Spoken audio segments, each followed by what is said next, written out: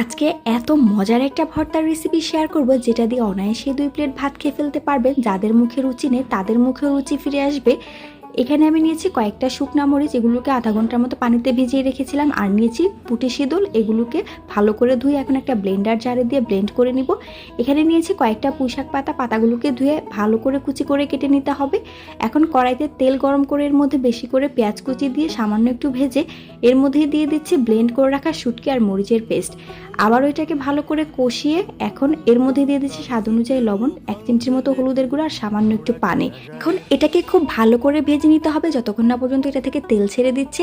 যখন এটা ভাজা ভাজা হয়ে যাবে তখন এর মধ্যে দিয়ে দিচ্ছি পুঁইশাক পাতা, এগুলোকে দিয়ে নেড়ে চেড়ে মিশিয়ে ঢাকনা দিয়ে ঢেকে প্রায় 2 থেকে 3 মিনিটের মতো এভাবে রান্না করলেই কিন্তু হয়ে যাবে। নামানোর আগে বেশি করে ধনিয়া পাতা দিয়ে এটাকে নামাবেন। এটা গরম ভাত দিয়ে খেতে কী যে ভালো লাগে, আপনারা খেয়ে জানাবেন এই রেসিপিটা তৈরি করে কেমন হয়েছে।